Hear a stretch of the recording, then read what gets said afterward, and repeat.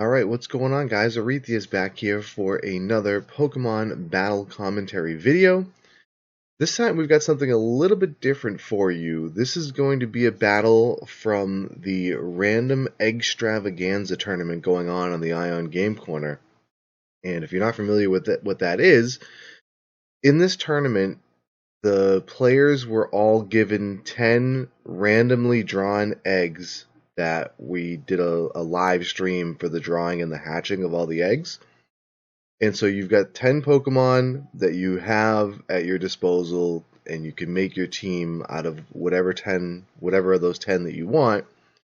The caveats being that you are not allowed to alter the nature, the IVs, or the ability of the Pokemon, and you also weren't allowed to give it any egg moves that it didn't have when it hatched.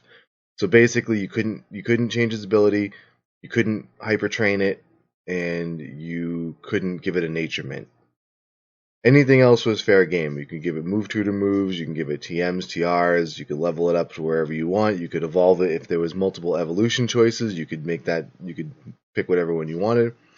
So if you notice things where maybe there's non-optimal damage or a Pokemon outspeeds one that you wouldn't expect it to, that's why.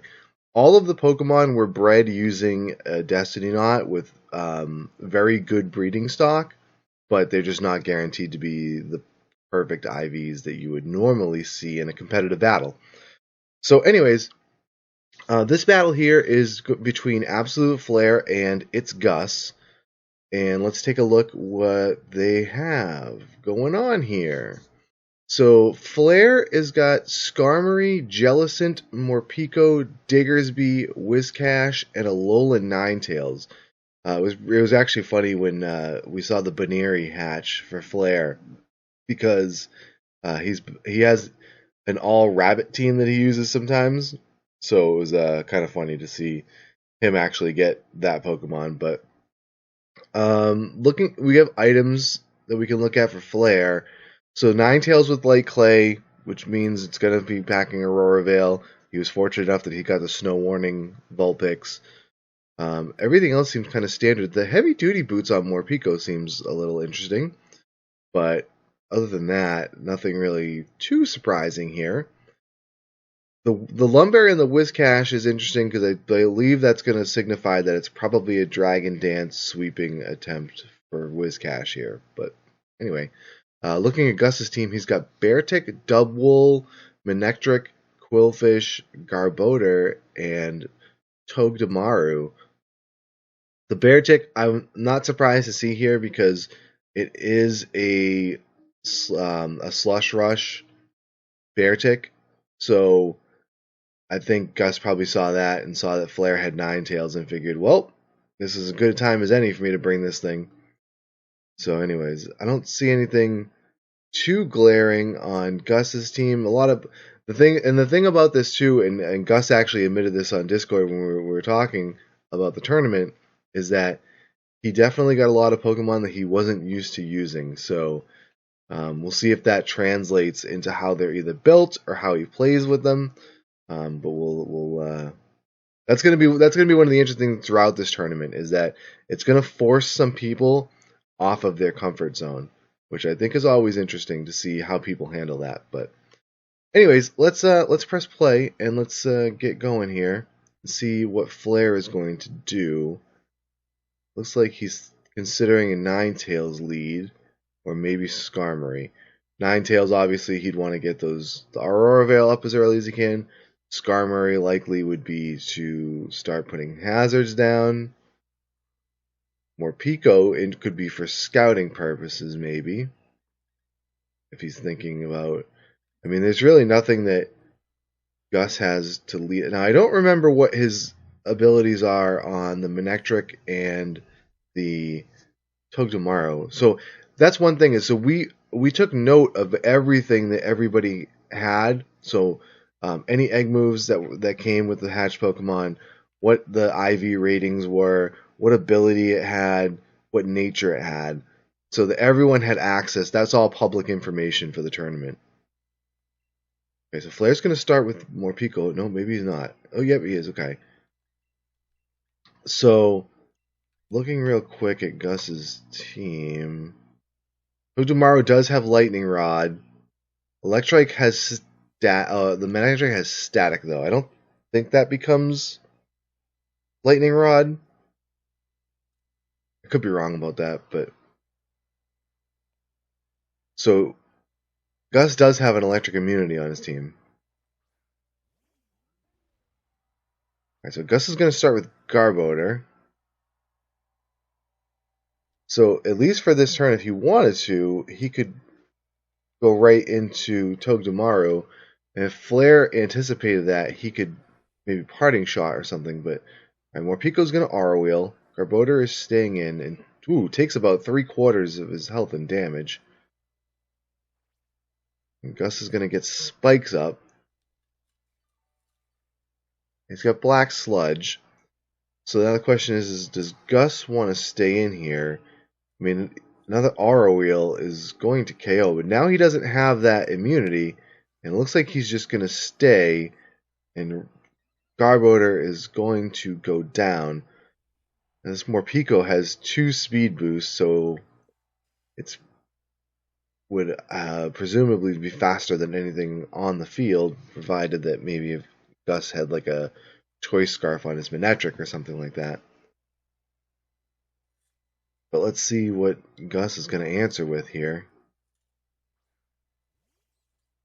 He's going to bring out the Togedemaru, so Flare can't Aura Wheel here. He should at least be aware that he can't Aura Wheel. Power Trip is interesting here. Alright, so Flare is going to Rapid Spin, and he's going to clear those spikes.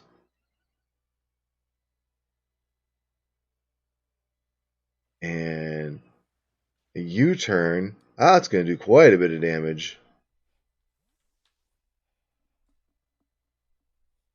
Let's see who Gus pivots into now. The problem here is that his only safe pivot might be Dubwool. Misses Flash. Manectric. Unless Manectric... Oh, you know what? It doesn't matter, because now our Aura Wheel is dark. So...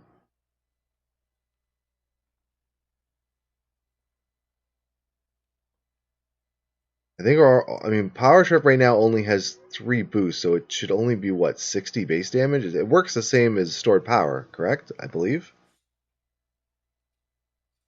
So we'll see. He probably should just click Aura Wheel here, unless he wants to leave and Parting Shot and preserve Morpeko for later. He does have a Quillfish to deal with, but not like other things can't necessarily handle it. Power Tripped. I feel like Aura Wheel was the better choice there. I could be wrong. Hyper Voice will take down Morpeko. Oh, I gotta start marking these things as down, huh? Alright, so Morpeko is down, and Garbodor is down. There we go. Okay, so in comes the Whiscash. This is going to immediately threaten Manectric here. The problem for Gus is that he could, if he switches and Flare predicts a switch, which he may, he could give him a free Dragon Dance, which would be not ideal. Yeah, Flare's just going to Earthquake here. Gus, I think maybe not. I don't know if he realized that he didn't want to let him boost or not, but he just wanted to do some damage. Losing Manectric isn't the end of the world. It's not. You definitely want an electric type to deal with both the Skarmory and the Jellicent that's left. He does still have Togedemaru. Alright, here comes Dubwool. Oh, we gotta mark. I gotta keep remembering to mark these things as down, so you guys can keep track with me here. Okay, so Manectric's down. Whiscash is leaving, and in comes Skarmory, which should basically be able to handle anything that this Dubwool wants to do. Oh, look at that! I think Gus felt he was free to start boosting here, so Body Press is still going to do some damage, but Flare is just going to Whirlwind. If he Cotton Guards again, yeah, alright, Gus is going to live to regret this. It's tough. You gotta. I always kind of assume that Skarmory is packing Whirlwind until it proves otherwise. Here comes Beartic. I don't think you really want Beartic in here, but you also can't just afford to just swap because this thing can just start Whirlwind cycling everything. Icicle Crash is going to hit. It's not going to do a ton of damage. Yeah, maybe about a quarter, a little under quarter. So Flare is just going to keep setting up these spikes, and unless he whirlwinds into Togedemaru, this Skarmory is going to be kind of annoying. He's faster than the Beartic, so he can just roost here. But we got a crit. That's pretty good for Gus. Problem is now, so he can just roost, which is going to serve two big purposes here. One is that it's obviously going to heal, but two is it removes the flying type, which means that this Iso Crash is now resisted instead of neutral, and it's going to do even less damage than it was doing before. So if Flare wanted to, he could roost again, but he's just going to Whirlwind. He wants to start cycling out these things and start racking up the spikes damage. Nothing that Gus has avoids this unless the Togedemaru maybe has an air balloon, which I don't think we saw, but I wasn't looking for it. Alright, more damage. I would have maybe considered roosting for another turn to get it back up to full. Alright, Quillfish can possibly finish this thing off with a liquidation if it has it. Waterfall. This should maybe KO? Oh no, 5 HP left. That's rough. It's Life Orbed. Well, we got the flinch though. The unfortunate thing is, oh, alright, Flare's gonna try, he's gonna call another waterfall here. So the thing is we'll have to see what else Gus has on this thing. Aqua Jet. Interesting. Why would you Aqua Jet there when you're already faster? Alright, so we've seen we've seen Waterfall and Aqua Jet. We would presume that this thing has a poison move. It's gonna leave. And in comes Togedemaru. Gonna take Spike's damage.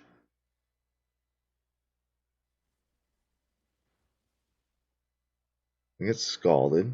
Thankfully it didn't get burned. Now the problem here is that Flare has two ground types.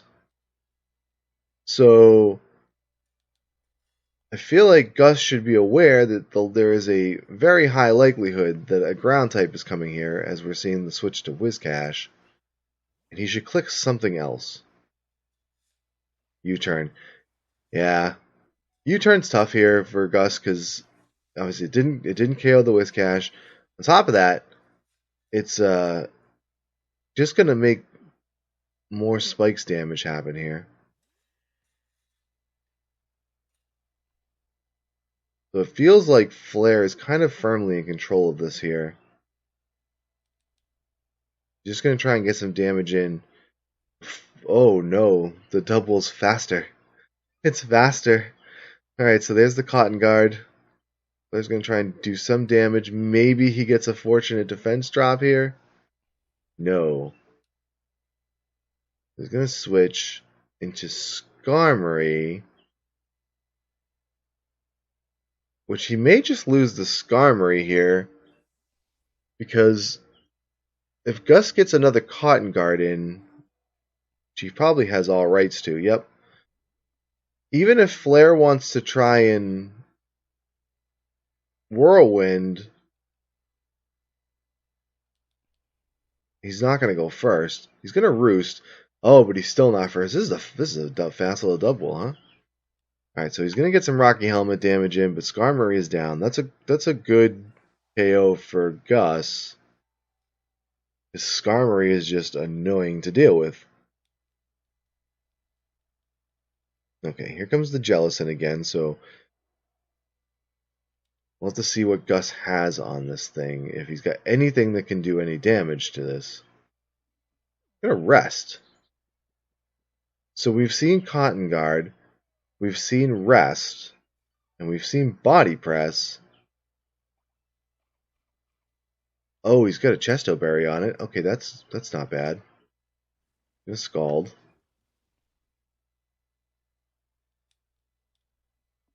I'm assuming Gus is gonna have to swap here. Oh, he's got Baton Pass. Oh, okay, so he's passing a +6 defense boost to something. I feel like it's going to almost have to be the Togedemaru. But then the problem is that you can't just sit here and... Oh, okay, he's going to go into Bear Tick. What does he have on the Bear Tick that will help deal with this Jellicent? Provided that he doesn't get burned here. Oh, no. Oh, it's so unfortunate. It's a horror. It's an absolute horror. Well, this Bear Tick is effectively neutered. I mean, it's +6 defense. But now it's not doing any damage, so Flare's going to click Recover here, which is weird. Stone Edge, unless this crits. So I don't know if Gus has a better type attacking option on this thing. Again, this is the first attack we've seen off of it. But maybe the hope is that you crit and you... But even still, that's a... Because Burn is not a technical attack drop, so I don't think it would work there. I don't think it fixes that. But either way, I think Gus is just like, well, this Bear Tick is useless now, so let's just see if we can do as much damage as we can with it before it goes down.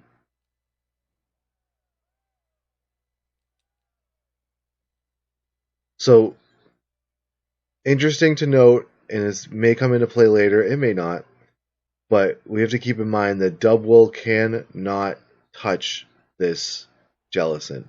So if Gus doesn't get rid of this Jellicent somehow, then he's just not going to be capable of winning.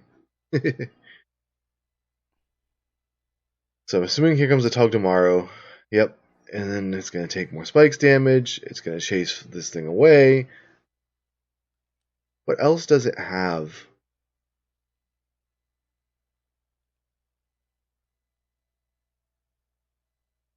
What else will this thing have? We assume, probably safe to assume it's got Zing Zap. Or not. I mean, Gus probably feels like he obviously can't use it here. So here comes the Whiscash. Ironhead. Okay. Enough to KO the Whiscash. Oh, it's a critical hit. That might have mattered, but I don't know. Alright, so there we go. Whiscash is down. In comes Diggersby. And if Gus can't preserve this Togedemaru here, it may just be game over. Larry, I think is gambling on a switch here. Ooh, Spiky Shield. That's unfortunate. Now this thing is terrifying. I believe it has huge power. Larry's going to click Earthquake. Gus is going to hope for a flinch here. Oh, he got the flinch. He got the flinch. So I feel like the play here for Gus should be to U-turn out, and he didn't. I think he should have U-turned out into Dubwool, because I think at this stage of the game, Dubwool is very expendable. But Togedemaru is kind of a necessity. And I think Gus let his remaining win condition go down to there.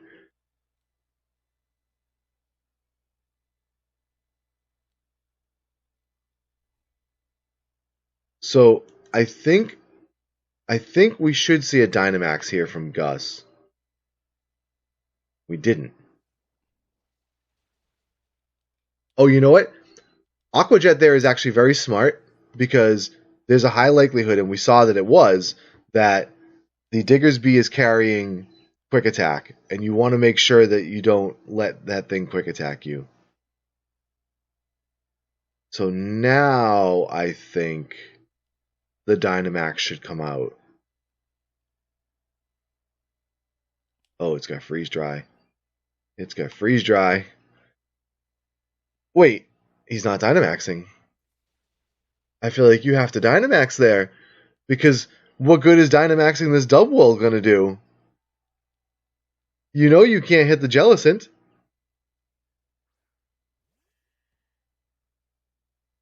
Well, alright, so this is a foregone conclusion at this point, because this Dubwool cannot touch this Jellicent. Blair's going to Dynamax here. Because why not?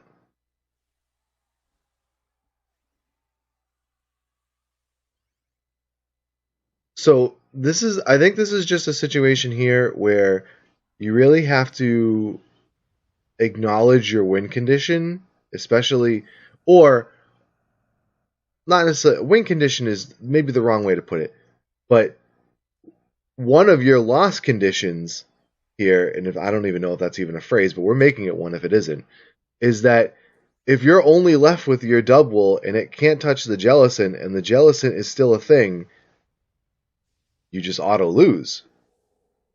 Outside of like some kind of struggle shenanigans, and even that, I mean, what are the odds of that happening?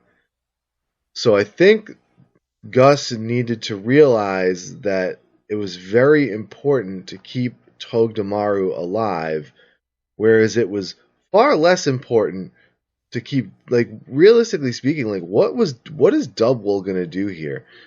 At the time that I think we had a 3 versus 3. We had Jellicent,